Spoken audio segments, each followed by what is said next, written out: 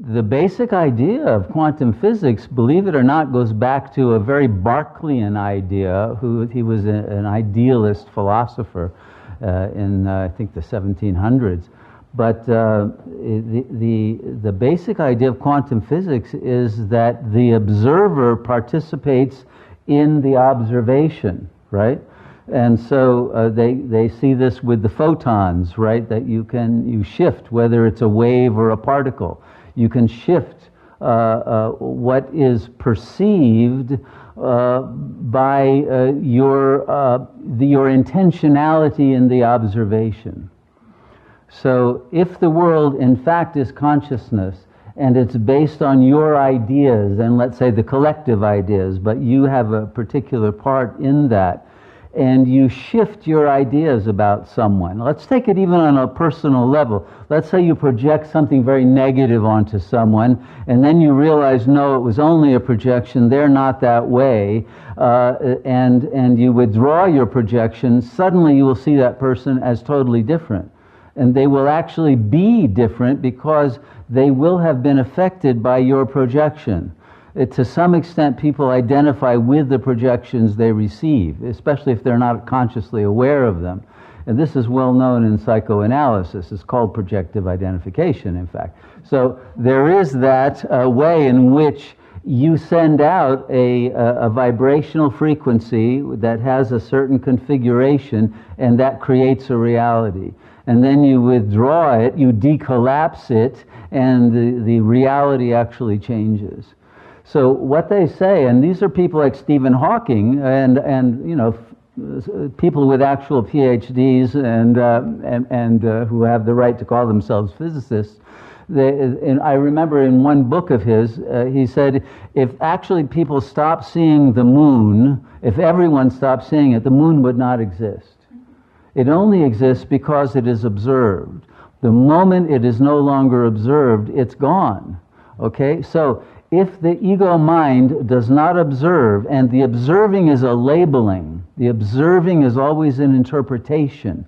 You don't ever observe what is actually there. You project what you believe is there onto it, and that makes it there.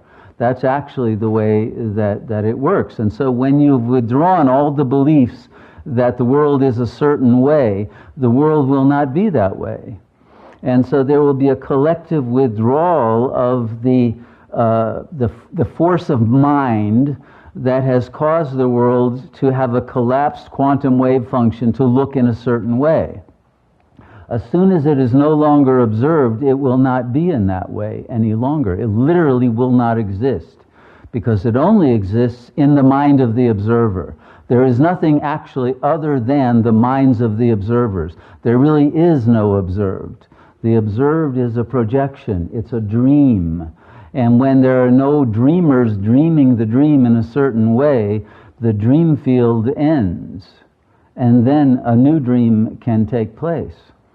So, let's say the planet Earth right now has 10 billion observers seeing the world in a certain way.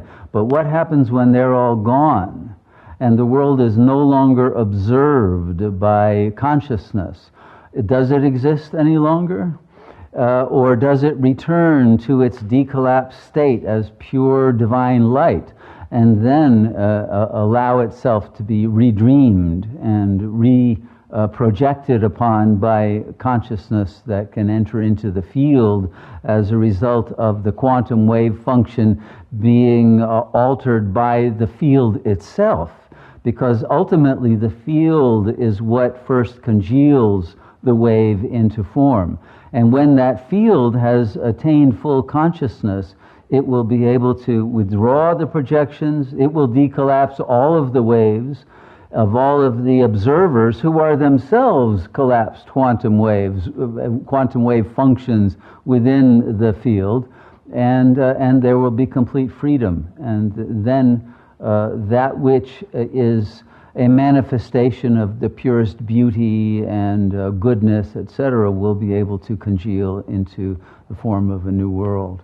So the more that we are free from judgments, from labeling, from interpretation, from all of the ways that we try to force the world to be the way that we want it to be, or even to see it in ways we don't want it to be, but being insistent that it is that way.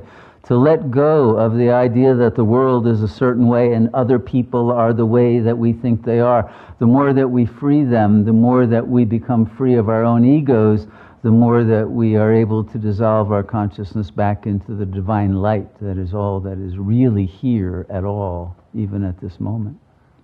Does that help? Thank you. So the quantum wave function is the projection itself.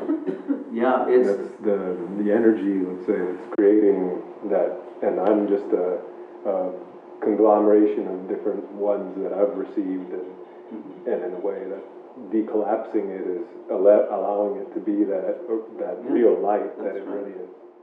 The more you realize you're not who you think you are, and you stop the thinking process, the more that the world is then free to become what it really is, not what you think it is. And so if everyone on an individual basis starts doing that, then the field becomes much more free for its creative intelligence to manifest. And so it's not just the individual level of genius that we're talking about, but the genius of the field that becomes free of its collapsed state that we imposed upon reality by the belief that we are an individual bodily being rather than an infinite consciousness.